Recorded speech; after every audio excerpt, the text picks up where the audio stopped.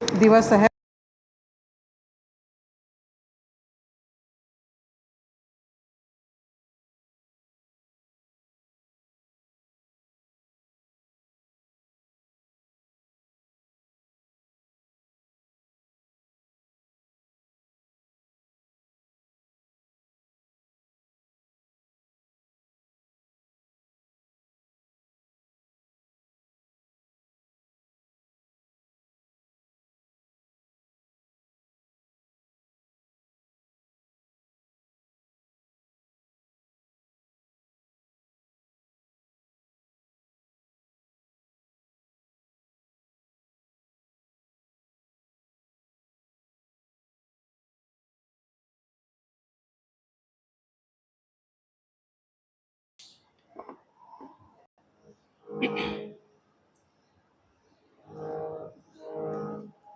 पाप की बेल बढ़ी और पुण्य घटते जाते हैं,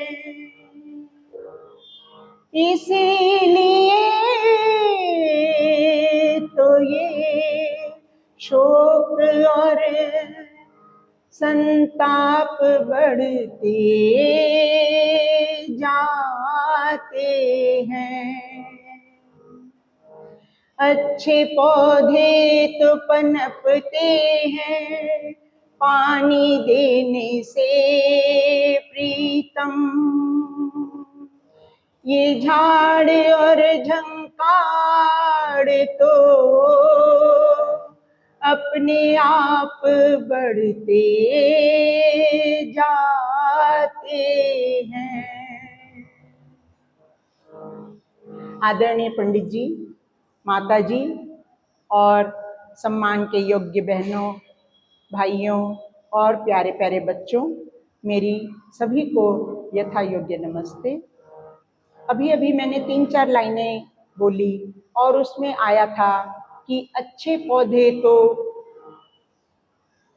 पनपते हैं पानी देने से और झाड़ और झंकार तो अपने आप ही बढ़ते जाते हैं। तो बस इसी का नाम है संस्कार।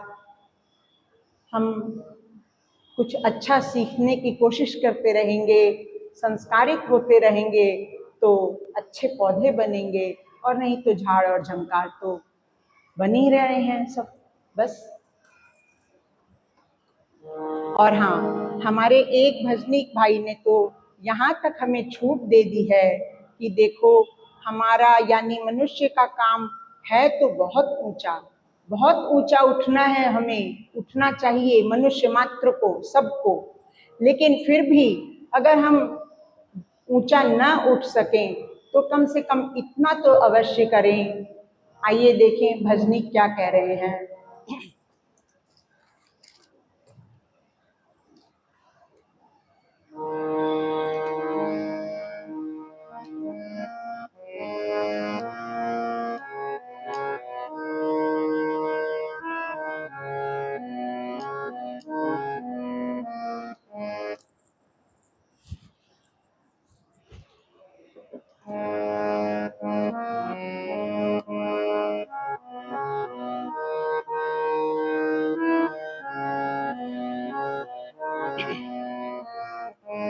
यदि भला किसी का कर न सको तो बुरा किसी का मत करना। यदि भला किसी का कर न सको तो बुरा किसी का मत करना। यदि अमृत घर में है ही नहीं तो जहर पिलाने से डरना। यदि अमृत घर में है ही नहीं तो जहर पिलाने से डरना। यदि भला किसी का कर न सको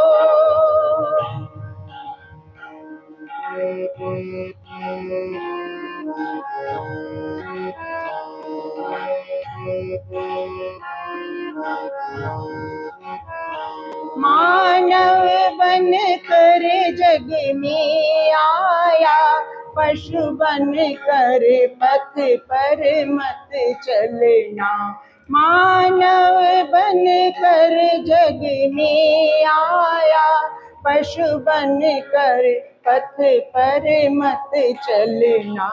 यदि फूल बन कर खिल न सको, कांटे बन कर न बिखर जाना। यदि फूल बन कर खिल न सको, कांटे बन कर न बिखर जाना। यदि भला किसी का कर न सको, तो बुरा किसी का मत करना।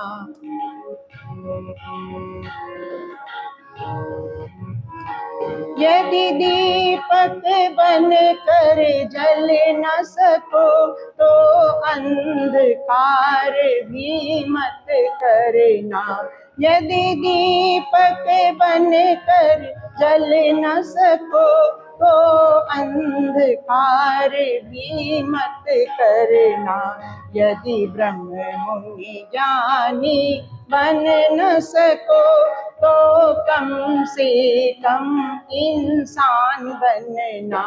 यदि ब्रह्म मुनि ज्ञानी बन न सको, तो कम से कम इंसान बनना। यदि भला किसी का कर न सको, तो बुरा किसी का मत करना।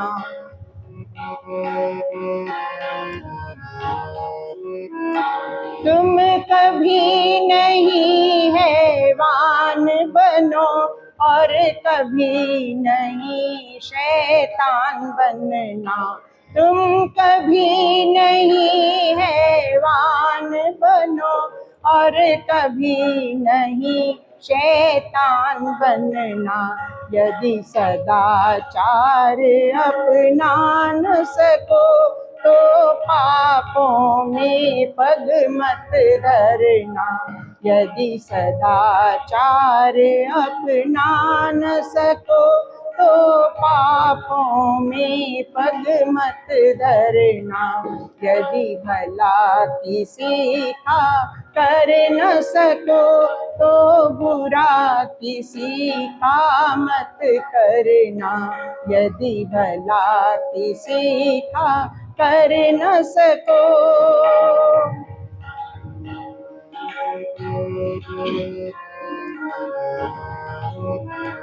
यदि मरहम पट्टी कर न सको, तो नमक घाव में मत भरना।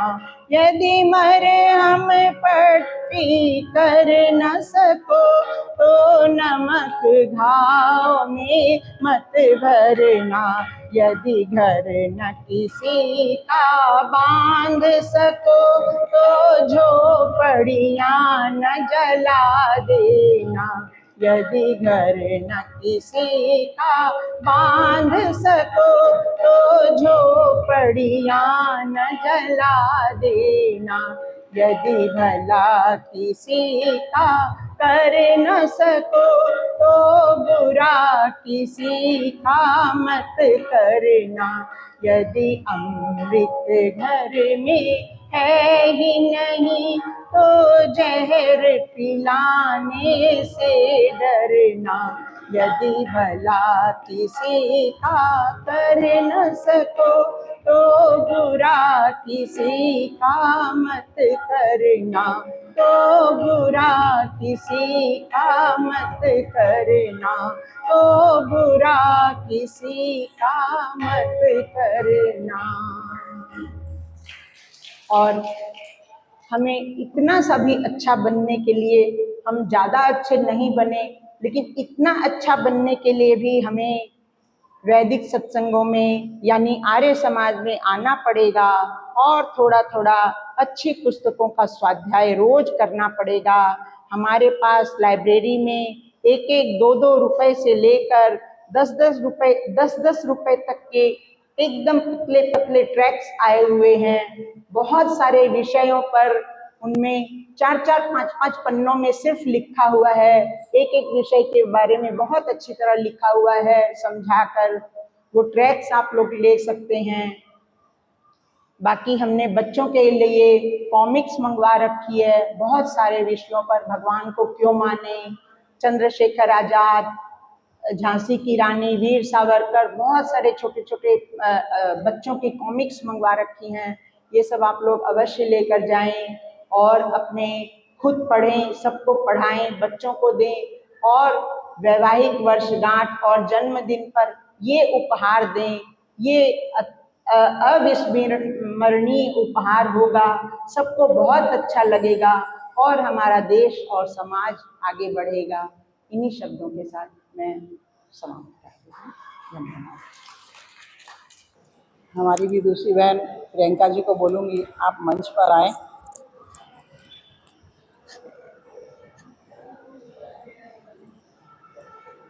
मैं जयश्री जी से कहूँगी कि आप आके उनको उत्तरी के द्वारा उनका सम्मान करें।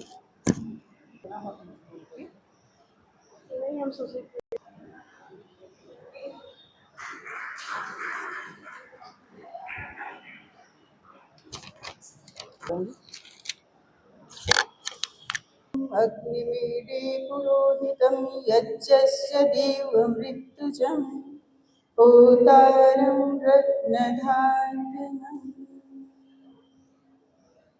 हे परमपिता परमेश्वर, आप ही हमारे पुरोहित हैं, होता हैं,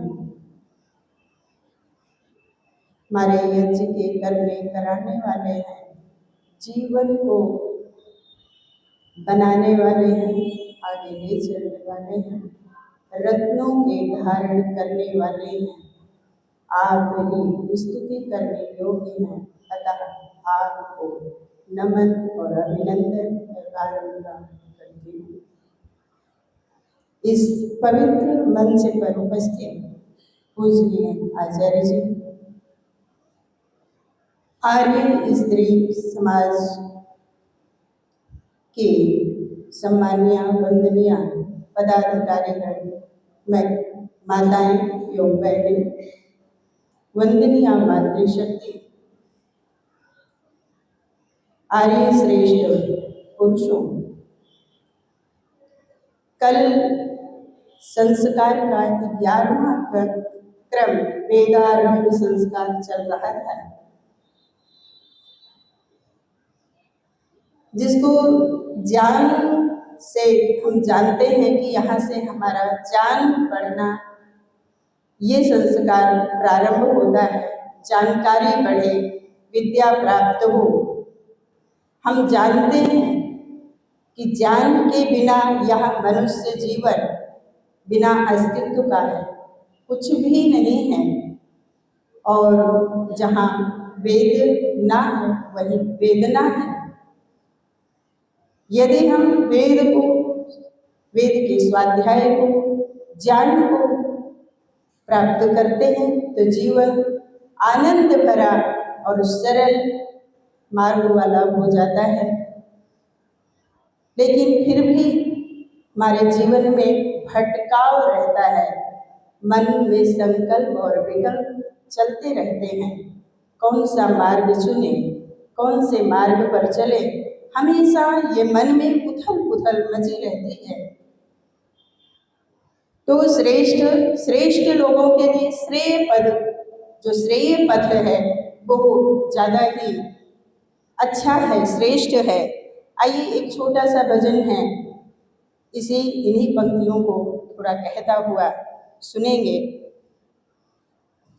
भटकता डोली काहे प्राणी, भटकता डोली काहे प्राणी, भटकता डोली काहे प्राणी, चला प्रभु की तो शरण में, चला प्रभु की तू शरण में संभल जाएगी, जिंदगानी संभल जाएगी। जिंदगानी भटकता डोली, काहे प्राणी भटकता डोली, काहे प्राणी भटकता डोली, काहे प्राणी भटकता है क्यों, मोह माया में भटकता है क्यों, मोह माया में ये काया तेरी, आनी जानी ये काया तेरी, आनी जानी भटकता डोली, काहे प्राणी भटकता डोली, काहे प्राणी भटकना तेरा, भक्ति पथ से भटकना तेरा, भटकना तेरा, भक्ति पथ से तुझे प्रभु कृपा से है हानि, तुझे प्रभु कृपा से है हानि, भटकता डोली, काहे प्राणी भटकता डोली, काहे प्राणी भटकने वाली हो, भटकने वाले दुख पाते हैं, भटकने वाले दुख पाते हैं, अगर बदले ना मन बेमानी, अगर बदले ना मन बेमानी, भटकता डोली, काहे प्राणी भटकता डोली, काहे प्राणी करो नित्य सुमिरन, ओमकार करो नित्य सुमिरन हो, करो नित्य सुमिरन, ओमकार रहे तेरे जीवन में, खुशहाली रहे तेरे जीवन में, खुशहाली भटकता डोले, काहे प्राणी भटकता डोले, काहे प्राणी चला आ तू ओम की शरण में, चला आ ओम की तू शरण में संवर जाएगी, जिंदगानी संवर जाएगी, जिंदगानी भटकता डोले, काहे प्राणी भटकता डोले, काहे प्राणी चला प्रभु की चला प्रभु की तो शरण में संभल जाएगी, जिंदगानी संभल जाएगी, जिंदगानी भटकता डोले, काहे प्राणी भटकता डोले, काहे प्राणी भटकता डोले, काहे प्राणी।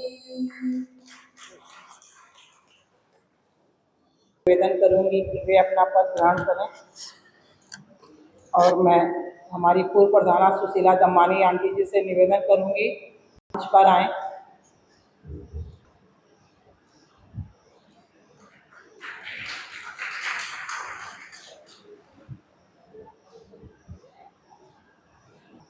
आज नए विषय समावर्तन और गृहस्थ आश्रम पर आचार्य जी उपदेश करेंगे।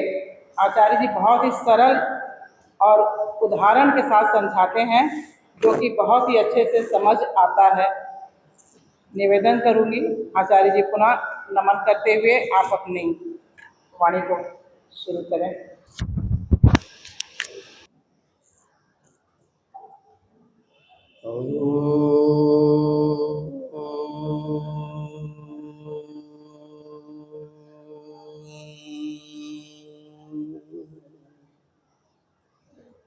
यो भूतं च भव्यं च सर्वं यश्चाधितिष्ठति सर्वस्य च केवलं तस्मै ज्येष्ठाय ब्रह्मणे नमः। यस्य भूमिः प्रमान्तरिक्षमुतोदरम् दिवं यश्चक्रे मूर्धानम् तस्मै ज्येष्ठाय ब्रह्मणे नमः। यस्य कारुण्यलेशेन सर्वं सर्वत्र सिद्ध्यति संकल्पितं हृदाभीष्टं तं वन्दे जगदीश्वरम् तं वन्दे परमेश्वरम्।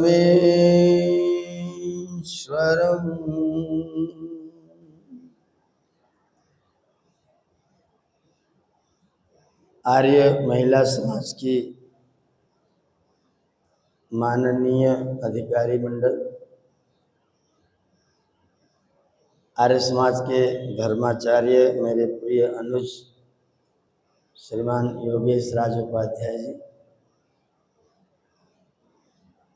सभी माननीय मातृशक्ति, आपका बच्चा कल गुरुकुल पढ़ने के लिए चला गया था। आचार्य जी ने उसका वेदारंभ कर दिया था। अब बालक ने वहां पर रह करके अपना अध्ययन कार्य आरंभ किया है और उस अध्ययन का क्षेत्र व्यावहारिक है, खाली किताबी नहीं है। आचार्य के पास में जब विद्यार्थी रह करके अध्ययन करता है तो जीवन ज़्यादा पढ़ता है, किताबें भले ही कम पढ़े। किताबें कम होते हुए भी वो जीवन से ज़्यादा अधिक पढ़ता है। और स्वामी जी ने लिखा कि सांगोपांग वेद विद्या को पढ़कर, सांगोपांग का मतलब है अंग और उपांगों के सहित। वेद के 6 अंग हैं। कैसे वेद को पढ़ा जाए, उसका उच्चारण कैसे हो, इसके लिए शिक्षा, उसमें जिन शब्दों का प्रयोग है वो शब्द बने कैसे, उसके लिए व्याकरण, उन शब्दों का अर्थ कैसे जाना जाए, उसके लिए निरुक्त, उन मंत्रों का प्रयोग कहाँ किया जाए, उसके लिए कल्प। मंत्रों का अर्थ जानना हो तो उसकी लय क्या होनी चाहिए, पढ़ने की लय क्या होनी चाहिए, उसके लिए छंद। और खगोल विज्ञान का वर्णन जो वेदों में जगह जगह है, उसको जानने के लिए ज्योतिष। ये 6 अंग। और फिर वेद के विभिन्न विषयों को विशद रूप में, एक चीज को, जैसे वेद ने संकेत दिया कि हमें परमात्मा से अपने आप को जोड़ना चाहिए, कैसे जोड़े, इसके लिए पूरा एक योग दर्शन। कैसे जोड़े, उसके लिए एक उपांग। ज्ञान से मुक्ति होती है। क्या क्या जानना चाहिए? इसके लिए सांख्य। वैराग्य के बिना ईश्वर में प्रवृत्ति नहीं होगी। कैसे जाने? उसके लिए वेदांत। हम परिवार में, घर में, समाज में जब तक सही सही को ग्रहण नहीं करें और गलत गलत को ना छोड़ें, तब तक आप ईश्वर की ओर नहीं जा सकते। उसके लिए न्याय कैसे करें? तो योग, सांख्य और अपना जो कर्मकांड बताया गया है उसको हम कैसे कैसे संपादित करें, उसके लिए पूर्व मीमांसा। ब्रह्म को कैसे जाने? वेदांत। पदार्थ विद्या को, फिजिक्स को कैसे जाने? उसके लिए कणाद का वैशेषिक। ये 6 दर्शन है, इनका नाम है 6 उपांग। 6 अंग और 6 उपांगों को जानने के बाद जब हम वेदों को जानते हैं तो हमारा अध्ययन होता है सांगोपांग। इसके लिए न्यूनतम समय दिया गया है 8 वर्ष से लेकर के 25 वर्ष तक। न्यूनतम 8वें में शुरू करो और 25वें तक कम से कम पढ़ो। उसके नीचे पढ़ने का कोई मतलब नहीं। और ज़्यादा पढ़ना चाहते हो तो 36 वर्ष तक पढ़ो, और ज़्यादा पढ़ना चाहते हो तो 48 वर्ष तक पढ़ो। 8 से 48 का मतलब 40 वर्ष केवल अध्ययन करो। तो 40 वर्षों में आप सांगोपांग अध्ययन करिए, माने एक एक वेद को 12-12 वर्ष दीजिए। तो 12 चौक 48 वर्ष तक आप चारों वेदों के वेदविद ज्ञाता बन करके फिर गुरुकुल में अपने आप को आप तैयार करिए। विकल्प 3 दे रखे हैं। थोड़ा कम समय देना हो तो 25 वर्ष, और ज़्यादा चेतना हो तो 36 वर्ष, और ज़्यादा चेतना हो तो 48 वर्ष तक विद्यार्थी गुरुकुल में रह करके विद्या अध्ययन करें।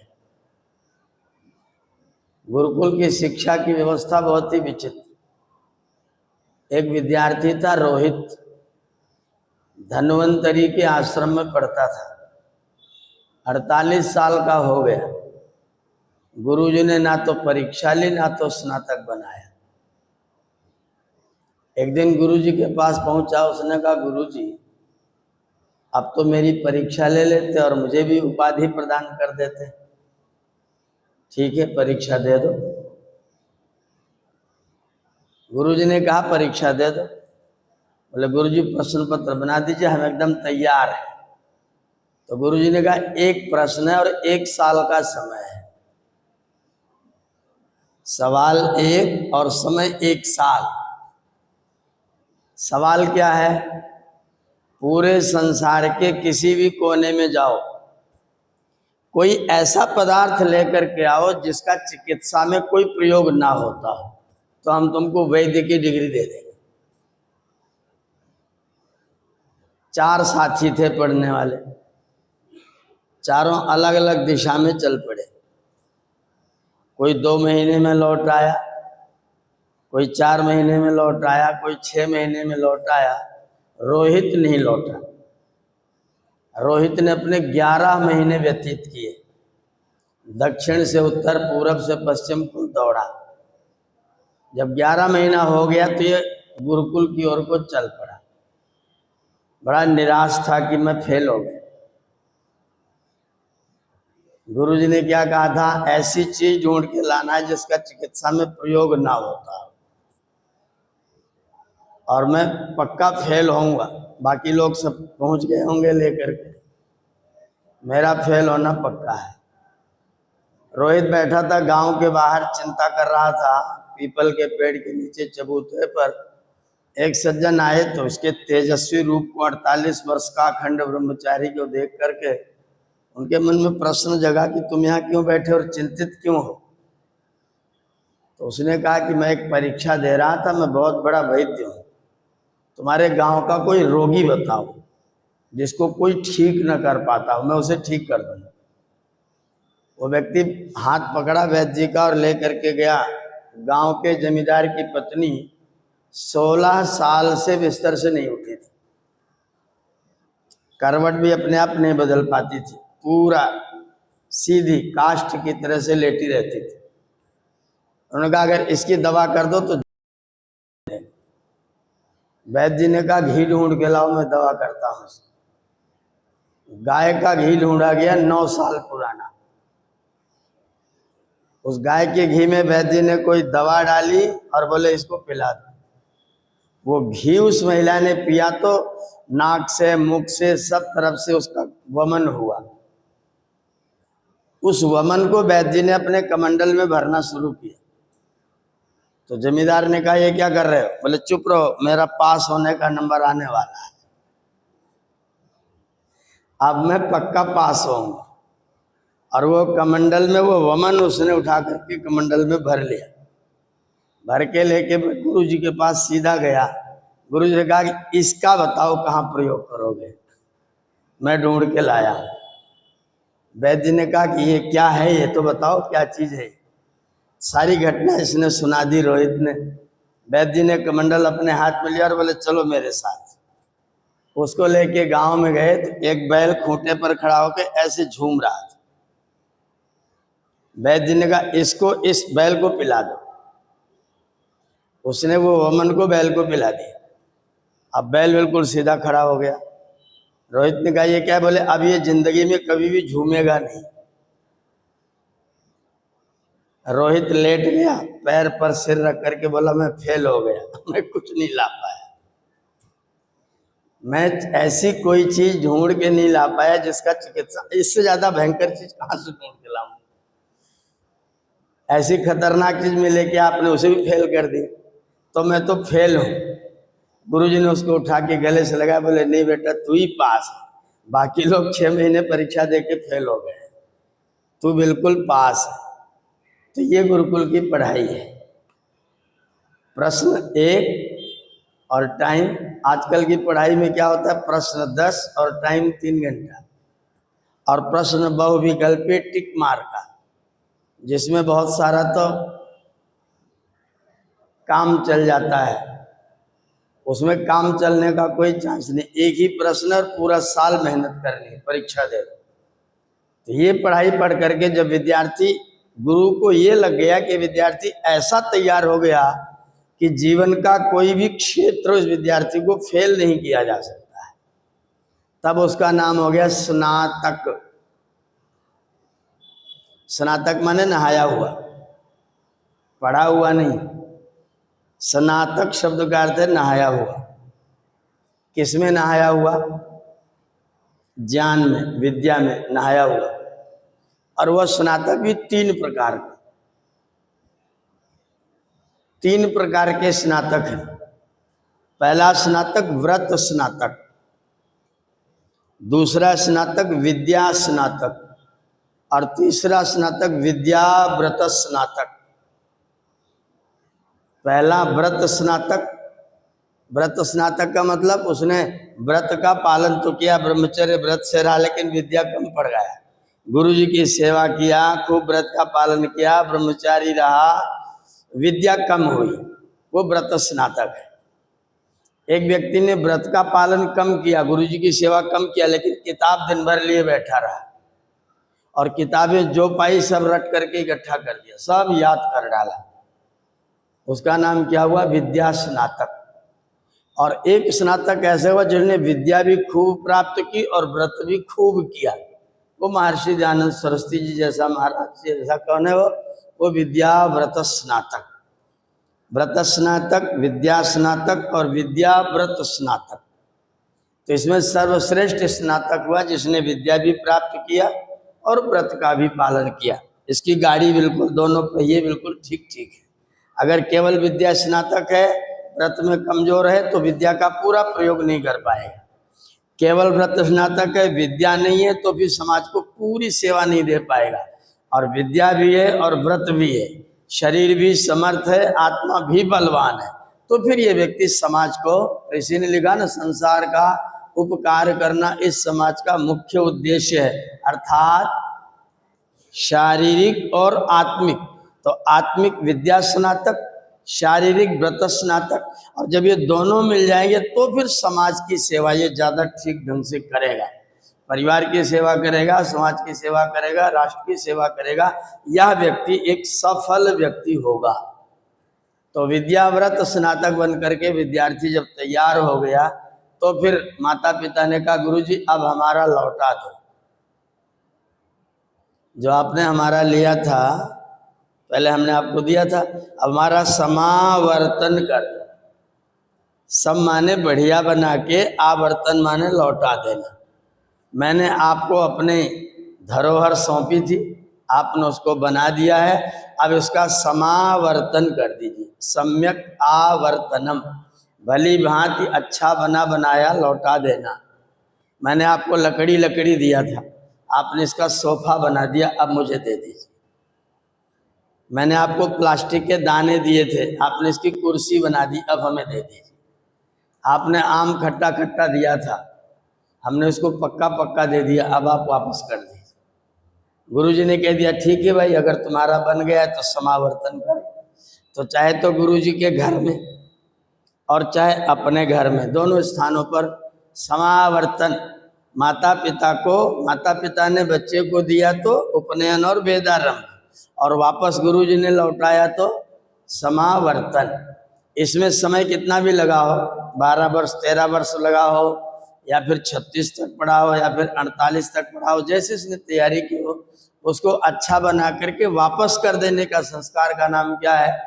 समावर्तन संस्कार। क्या बन के आया है? उस समय जब समावर्तन होगा तो उसमें राजा आएंगे। आज की परिभाषा में राज्यपाल आते हैं और कुलपति आते हैं। तो आचार्य आते हैं और राजा आते हैं, दोनों साथ में बैठते हैं, और आचार्य विद्यार्थी का रिपोर्ट कार्ड प्रस्तुत करता है। ये ऐसा बना, ऐसा बना। जब ये इसका उपनयन हुआ था तो इसके पिताजी ने इसको ब्राह्मण का उपनयन बना के दिया था। जब ये प्रविष्ट हुआ था, उपनयन हुआ था, तो क्षत्रिय वाला उपनयन लेके आया था। जब भर्ती हुआ था तो वैश्य का उपनयन लेकर के आया था। और ये वाला बालक बिना उपनयन का आया था कि इसके माता पिता का उपनयन नहीं था। तो 4 प्रकार के बच्चे हमारे यहाँ प्रविष्ट हुए थे। ये ब्राह्मण वाला तो प्लस ब्राह्मण बन गया, क्षत्रिय वाला भी ब्राह्मण बन गया, वैश्य वाला भी ब्राह्मण बन गया, या फिर ब्राह्मण वाला भी क्षत्रियत्व में आ गया, वैश्यत्व में आ गया, या फिर तीनों नहीं बन पाया। इसने व्रत का पालन तो किया लेकिन विद्या बिल्कुल नहीं आई, तो फिर ये शूद्र में चला गया, इसका चौथा वर्ण हो गया। तो राजा ने अपना मोहर लगाया, कुलपति ने मोहर लगाया, और फिर इस विद्यार्थी की संज्ञा होती है ब्राह्मण, क्षत्रिय, वैश्य, और 4 ही उपाधियां हैं बस। हमारे यहाँ वो MA BA नहीं है। BA तो वैसे ही उल्टा है, जिंदगी भर ABCD पढ़ा, जब पढ़ के निकला तो BA हो गए। सारी जिंदगी पढ़ा ABCD और उपाधि मिली BA की, सीधा था उल्टा हो गया। वो उपाधि हमारे यहाँ नहीं है। हमारी उपाधि क्या है? संसार में दुख के 4 ही कारण हैं, 4 बस, बाकी सब उसके पिछलग्गुओं साथ रहने वाले हैं। पहला सबसे मुख्य कारण दुख का है अज्ञान। दूसरा दुख का मुख्य कारण है अन्याय। तीसरा दुख का मुख्य कारण है अभाव, और चौथा दुख का मुख्य कारण है आलस्य, प्रमाद। 4 दुख के कारण है। तो दुख के 4 कारणों को हटाने के लिए 4 प्रकार के व्यक्ति चाहिए। जो अज्ञान को हटाने का संकल्प ले उसका नाम क्या है? ब्राह्मण। जो अन्याय को हटाने का संकल्प ले उसका नाम क्या है? क्षत्रिय। जो अभाव को हटाने का संकल्प ले उसका नाम क्या है? वैश्य। और जो तीनों को हटाने का कोई संकल्प न ले, योगी न बने, सहयोगी बन जाए, उसका नाम है शूद्र। एक अज्ञान को हटाएगा, एक उसका सहयोगी बनेगा। एक अन्याय को हटाएगा, एक उसका सहयोगी बनेगा। एक अभाव को हटाएगा, एक उसका सहयोगी बनेगा। एक उद्योग धंधा लगाएगा, दूसरा उसमें लेबर बनेगा। एक राज्य में न्याय करेगा, दूसरा पेशकार बनेगा। लिखने वाला लेखक बनेगा, लिपिक बनेगा, पेशकार बनेगा। एक अज्ञान को हटाएगा और ये उसमें गुरुकुल की सेवा करने वाला बनेगा। तो शूद्र तीनों के साथ अपनी रुचि के अनुसार जुड़ेगा और बाकी तीनों योगी बनेंगे। 4 उपाधियां, अज्ञान को हटाए तो ब्राह्मण, अन्याय को हटाए तो क्षत्रिय, अभाव को हटाए तो वैश्य और तीनों का सहयोगी बन जाए तो शूद्र। ये हो गए 4 वर्ण। और ये चारों उपाधियां समावर्तन संस्कार के अवसर पर आचार्य और राजा दोनों मिलकर के विद्यार्थी को प्रदान करेंगे। किस कुल से आया कोई लेना देना नहीं, भर्ती हुआ तो कहाँ से आया था कोई मतलब नहीं। अब क्या बन पाया है, ये आचार्य के घर में रहते हुए क्या बना, उसके आधार पर इसको जो संज्ञा मिलती उसका नाम क्या है, वर्ण। पैदा हुआ था तो जाति, वो तो मानव जाति थी। अब इसने वर्ण कर लिया, वर्ण माने वर्ण कर लिया अपने कर्तव्य का। स्नातक ने पढ़ करके, जान करके, देख करके, आचार्य के पास रह करके अपने कर्म का, अपने कर्तव्य का वर्ण कर लिया। और जो वर्ण कर लिया वो उसका वर्ण बन गया। उसकी योग्यता के आधार पर आचार्य जी ने उस पर मोहर लगा दिया, राजा ने मोहर लगा दिया। लोगों ने मुझसे पूछा कि जब ऐसा बन जाएगा तो मान लो कि ब्राह्मण का बालक जाकर के शूद्र बन गया, तो इस ब्राह्मण पिताजी का क्या होगा? तो आचार्य जी ने, स्वामी जी ने कहा, ऋषि ने लिखा कि जो गुरुकुल में शूद्र का बालक ब्राह्मण बन के आया वो कहाँ जाएगा? जो शूद्र का बालक तपस्या करके ब्राह्मण बन गया वो कहाँ जाएगा? उसको एक ब्राह्मण माता पिता दिया जाएगा। लोगों ने कहा फिर हमारे पुत्र का क्या होगा? मोह वाला तार कैसे छोड़ा जाए? अब यहां ध्यान रखिएगा, मोह वाला तार, मेरा ब्लड रिलेशन इसके साथ में है, वो मोह वाला तार कैसे तोड़ा जाए? इस संसार में परमात्मा ने हमको भेजा है, क्या कह के? तत्र को मोहा कह शोक। अगर तुम्हारा मोह रहेगा तो शोक भी रहेगा, और मोह का तार टूट गया तो शोक भी। तो तुम्हें शोक चाहिए कि अशोक चाहिए? अशोक की शोक? शोक चाहिए तो मोह से जुड़े रहिए, अशोक चाहिए तो संसार के सब पुत्र तो अपने पुत्र हैं, संसार की सब माताएं तो अपनी माताएं हैं। मातृत्व और पितृत्व, जनकत्व और जननीत्व अलग चीज है। पैदा करना जनक होना, पैदा करना जननी होना, और पालन करना, पोषण करना तो माता और पिता होना। तो पिता होना बड़ा कि जनक होना बड़ा? जनक तो कुत्ता भी होता है, जनक तो गधा भी होता है, लेकिन पिता, गधा पिता भी होता है क्या? पिता, गधा पिता नहीं होता है, खाली जनक होता है। हम मनुष्य हैं ना, तो हमको क्या बनना है? जनक की सीमा पर हमको सीमित नहीं रहना है, हमको पिता बनना है। तो पिता बनना है तो पुत्र चाहिए, और पुत्र कौन है? जो पुत नाम नरकम तस्मात् पितरम त्रायते, जो अपने पिता को पुत नामक नरक से त्राण कर दे, उसका नाम पुत्र है। तो राज्य की व्यवस्था से जो जिसके गुण कर्मानुसार जिस वर्ण को धारण करेगा उसको वैसे वैसे माता पिता प्राप्त होंगे, और राज्य की व्यवस्था से व्यक्ति अपने अपने अनुकूल माता पिता के पास में जाएगा, उनकी सेवा करेगा। और वो माता पिता भी अपने घर में रहने वाले नहीं है, वो माता पिता भी पुत्र का विवाह होने के बाद में वानप्रस्थ होने वाले हैं। तो तुमको अपने पुत्र से क्या मोह रखना, उसको तो जाना छोड़ना। ये जो हमने अपने आप को फंसा रखा है, और फिर क्या बोलते, गृहस्थी बहुत बड़ा जंजाल है। क्या तर्क देते? गृहस्थी बहुत बड़ा। अच्छा कह दो छोड़ दो गृहस्थी तो जंजाल को छोड़ो। नहीं, ये जंजाल कैसे छूटेगा? वो तो मेरा कर्तव्य है। आपको लोग सिखाएंगे तो मेरा कर्तव्य है। पुत्र का पालन पोषण करना, उसका विवाह करना, उसके बच्चों को पालन पोषण करना, खिलाना पिलाना, उनके पुत्रों का भी विवाह आदि करना, वो तो मेरा कर्तव्य है। उस कर्तव्य को छोड़ के हम कैसे भाग सकते हैं? अच्छा, जिनके माता पिता नहीं होते उनका क्या होता है? 8 साल, 10 साल, 15 साल, 20 साल, 25 साल जिनके माता पिता नहीं रहते, उन बच्चों का क्या होता है? उनका विवाह आदि पालन पोषण आदि होता है कि नहीं होता है? और माता पिता हैं और 18 साल का बच्चे ही छोड़ के चला गया तो उनके माता पिता का सेवा कौन करता है? उनका भी जीवन तो व्यतीत होता है। हम बिना मतलब का ठेका लेके घूमते हैं और जिस जाल को अपने ऊपर ओढ़ते हैं उसी को जंजाल बताते हैं।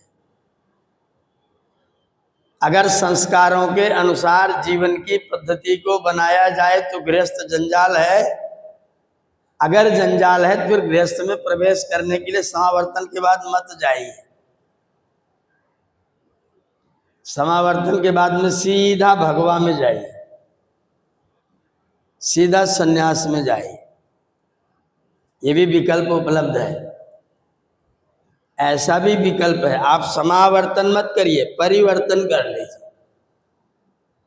आप गुरुकुल में विद्याध्ययन करने के बाद समावर्तन मत करिए, घर में मत आइए, परिवर्तन कर दीजिए, चले जाइए, पूरे संसार का कल्याण करिए, जैसा हमारे महर्षि लोगों ने किया। महर्षि दयानंद सरस्वती जी महाराज ने किया। आज भी स्वामी सत्यपति जी महाराज, स्वामी विवेकानंद परिव्राजक जी महाराज, अनेक लोगों ने आज भी लोग उदाहरण हमारे सामने है, वैसा कर रहे हैं। तो 2 रास्ते हैं, समावर्तन करना है कि परिवर्तन करना है, किधर जाना है। अगर जंजाल है तो आने की कोई जरूरत नहीं है। अगर गुरुकुल में पढ़ करके तैयार हो गए हैं कि गृहस्थ जंजाल नहीं है बल्कि एक नैतिक उत्तरदायित्व है। आप कल्पना करें माताओं बहनों, करोड़ों जीवात्माएं जन्म लेने के लिए घूम रही हैं। उनको जन्म देना अच्छी बात है कि बुरी बात है? अच्छी बात है कि बुरी बात है? अच्छा, क्यों अच्छी बात है? आप उनको लाके जंजाल में फंसाने के लिए अच्छी बात कर रहे हो? जीवात्मा का जो जीवन का लक्ष्य है मुक्त होना, वो कब मिलेगा? जब जन्म मिलेगा। जन्म ना मिला तो उनकी मुक्ति नहीं होगी। तो उनको मुक्त कराने के लिए आपको माता पिता बन के जन्म देना अनिवार्य है कि नहीं है? जो जीवात्माएं बिना अपने कर्म फल का भोग किए, बिना मुक्ति के मार्ग पर गए, मुक्त हुए बिना संसार में भटक रही हैं, आने के लिए बिना आए उनका कल्याण नहीं होगा। तो जो लाए वो कौन है? बिना संसार में आए उनका कल्याण नहीं होगा। तो जो उनको लाए वो पुण्य कर्मा है कि अपुण्य कर्मा है? इसलिए विवाह करना पुण्य का काम है।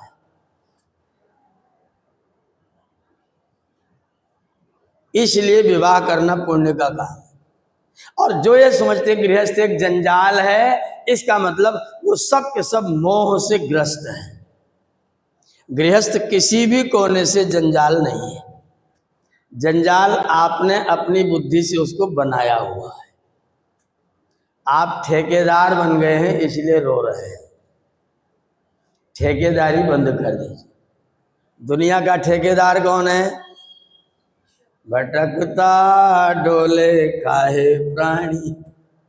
अभी सुन रहे थे ना भजन, क्यों भटक रहे हैं? गृहस्थ परम धर्म है। महर्षि दयानंद ने ब्रह्मचर्य के बाद सीधा संन्यास लिया और संन्यास लेने के बाद जिस आश्रम में स्वयं थे उस आश्रम को ज्येष्ठ और श्रेष्ठ आश्रम नहीं कहा। गृहस्थ को ज्येष्ठ और श्रेष्ठ दोनों आश्रम गृहस्थ को बताया। स्वामी जी ने गृहस्थ को ज्येष्ठ और श्रेष्ठ आश्रम बताया और आप क्या बता रहे हैं? गृहस्थ एक जंजाल है। तो आप ठीक है कि स्वामी जी ठीक है? स्वामी जी ठीक है, हम ठीक नहीं है। और मैंने तो करके देखा है, हमने तो प्रयोग करके देखा है, गृहस्थ जंजाल नहीं है। गृहस्थ एक बहुत अच्छी तपस्थली है। आपने अगर अपने आप को मजबूत बना लिया, ठीक से तैयार कर लिया, ठीक से तैयार कर लिया, तो फिर गृहस्थ किसी भी कोने से जंजाल नहीं है। गृहस्थ एक बहुत पवित्र आश्रम है। आप उस आश्रम को आश्रम के तरीके से निभाइए। आपका नैतिक उत्तरदायित्व तो आपके पुत्र के विवाह तक सीमित है। पुत्र के विवाह के बाद अगर आप सब्जी लाने का ठेका लेके घूम रहे तो आपकी गलती है, वो आपकी गलती है। बहू की साड़ी की व्यवस्था जो ससुर करने की सोचता है वो उल्लू है, उल्लू है। वो आंखें बंद करके प्रकाश को नहीं देख रहा है, अंधेरे में भटक रहा है। जिसका आपने विवाह किया है, क्या किया है, मेरी तरह शब्दों को बोलिएगा, विवाह मत, विवाह किया है, उसको ऐसा अनुत्तरदायी बना करके उसका विवाह कैसे कर सकते हो आप? जो अपने प्रति उत्तरदायी नहीं है उसका विवाह कैसे होगा? मैरिज हो सकता है, विवाह तो नहीं होगा। विवाह कब होगा? जब वो विद्याव्रत स्नातक, विद्या स्नातक, व्रत स्नातक बन करके आया है। और उद्देश्य क्या है? विवाह का उद्देश्य क्या है? संसार में जन्म के लिए भटकती अनेक संस्कार वाली जीवात्माओं को संस्कार के सहित जन्म प्रदान करना, जिससे उनको मुक्ति का मार्ग दिया जा सके। इसीलिए गृहस्थाश्रम, इसीलिए गृहस्थाश्रम। तो कितना पवित्र कर्म है। अगर नहीं करेंगे तो जीवात्मा किनके घरों में जाएंगे? जिनको आता है, विद्वान है, ज्ञानी है, धार्मिक है, परोपकारी है, वो विवाह नहीं करेंगे। जो अज्ञानी है, खाने पीने का पता नहीं, रहने सहने का पता नहीं, शिक्षा कुछ है नहीं, संस्कार कुछ है नहीं, जीवात्माएं तो आएंगी, उनके घरों में आएंगी तो वो क्या करेंगी? उत्तम जीवात्माओं को घर में ला करके उनको मोक्ष मार्ग का पथिक बनाना, यह हर गृहस्थी का नैतिक उत्तरदायित्व है। अगर आपने अपने बच्चों को मोह में ही डाला है, सारे जीवन गृहस्थी को जंजाल, 70 साल की अवस्था में, 75 साल की अवस्था में, 80 साल की अवस्था में व्यक्ति कह रहा है गृहस्थी बहुत बड़ा जंजाल है। मैंने कहा आओ ना फिर मेरे साथ। अरे भैया तुम्हारे जैसे सब थोड़ी हो सकते हैं, तुम्हारे जैसा उल्लू और कोई नहीं है, तुम अकेले उल्लू, हम समझदार लोग हैं। लेकिन गृहस्थी जाल है ये, इसको मैं बोलता हूँ दो गला। इसको मैं एक गला नहीं बोलता, इसको मैं बोलता हूँ दो गला। गृहस्थी जंजाल है तो जंजाल को छोड़ो, गृहस्थी जंजाल रहूंगा वहीं, तो एक गला है कि दो गला है? जाल में फंसा हूं लेकिन जाल से निकलूंगा नहीं, ये दो गला है। जाल है तो निकलो बाहर, और नहीं जाल है तो रहो। गृहेपि पंचेंद्रिय निग्रह तपः, घर में रह करके भी पांचों इंद्रियों का निग्रह करना तप ही है। छोड़िए, लेकिन ये जंजाल बताना बंद कर दीजिए। गृहस्थ एक बहुत सुंदर ज्येष्ठ और श्रेष्ठ आश्रम है। बच्चे का समावर्तन हुआ है और समावर्तन लौट के आया है, वर्ण लेके लौट के आया है। अब आपका उत्तरदायित्व क्या है? उसी के वर्ण की कन्या ढूंढ करके उसको प्रदान कर देना, जिससे उसका विवाह हो सके। अकेला होगा तो विवाह नहीं होगा, अकेला पुरुष विवाह नहीं कर सकता, अकेली स्त्री भी विवाह नहीं कर सकती। स्त्री और पुरुष दोनों होंगे तो उद्वाह होगा। अगर दोनों एक वर्ण के होंगे तो विवाह होगा। ब्राह्मण माता, ब्राह्मण पिता, जो बालक पैदा होगा वो कैसा होगा? डबल ब्राह्मण, माता भी ब्राह्मण, पिता भी ब्राह्मण, तो बालक कैसा आएगा? डबल ब्राह्मण। और माता ब्राह्मण और पिता क्षत्रिय, तो कैसा आएगा? खिचड़ी, आधा आधा। पंडिताई तो करेगा लेकिन यजमान से लड़ जाएगा,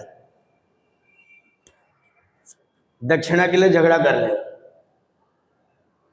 क्योंकि आधा क्षत्रिय आधा ब्राह्मण। तो ब्राह्मण है तो पंडिताई तो कर रहा है, लेकिन दक्षिणा के लिए जूता उतार लेगा। इतना दो, नहीं तो कैसे नहीं दोगे? ये हो जाए। माता वैश्य वर्ण की है, पिता ब्राह्मण वर्ण का है।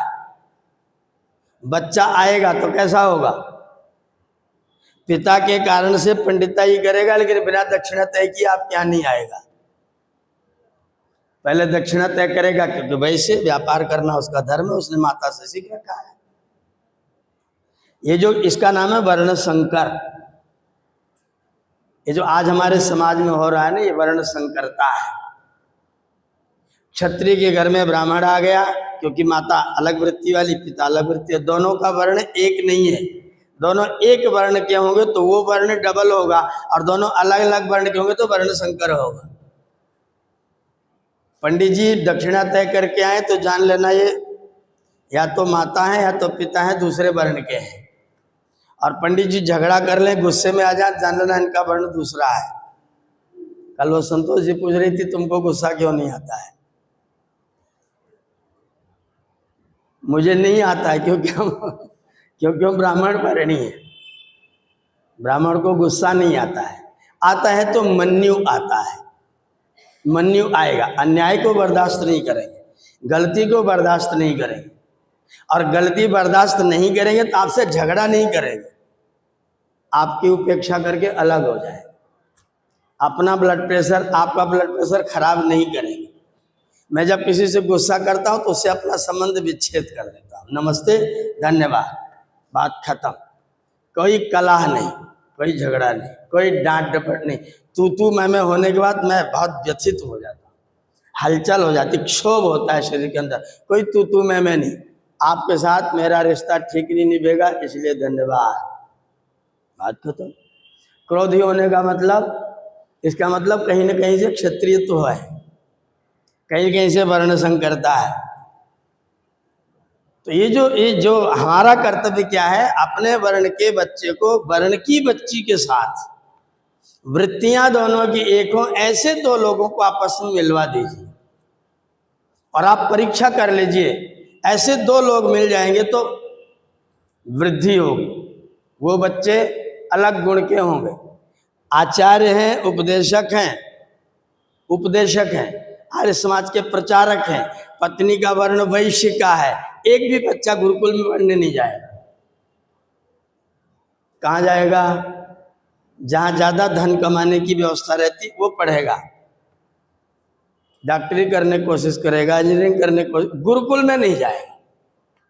क्योंकि माता का वर्ण धन वाला है, पिता का वर्ण ज्ञान वाला है, तो बच्चा तो गया। हमारे तमाम उपदेशकों के बच्चे गुरुकुलों में, तमाम उपदेशकों के बच्चे गुरुकुलों में नहीं गए, क्योंकि वर्ण एक जैसा नहीं रहा। हमारा कर्तव्य क्या है? समावर्तन करके एक समान वर्ण वाले लोगों को एक साथ में मिलाना। ये वर्ण का निर्णय कौन करेगा? आचार्य करेंगे। तो दोनों को आपस में कौन मिलाएगा? बोले गुरुकुल की आचार्य और गुरुकुल के आचार्य एक साथ बैठेंगे और दो बच्चे बच्चियों का रिपोर्ट कार्ड मिलाएंगे। जिनका वर्ण एक दूसरे के वर्ण के अनुकूल रहेगा उनका विवाह तय किया जाएगा, और फिर आचार्य की देखरेख में उनका विवाह संस्कार कर दिया जाएगा। निर्णायक कौन होंगे? आचार्यगण होंगे। आज से 50 साल पहले तक बच्चे बच्चियों को पंडित जी बताते थे, विवाह हो जाता था। माता पिता देखने जाते थे, लड़का लड़की को देखने जाता था, कुछ नहीं होता था, पंडित जी बताते थे, विवाह होता था। वो परंपरा थी जो आचार्य जी बताते थे। अब आचार्य जी नहीं रहे तो पंडित जी बताने लग गए। अब पंडित जी को भी गायब कर दिया। अब लड़के लड़कियां देखी जाती हैं, और लड़कियों का क्या देखा जाता है? गुण नहीं, रूप।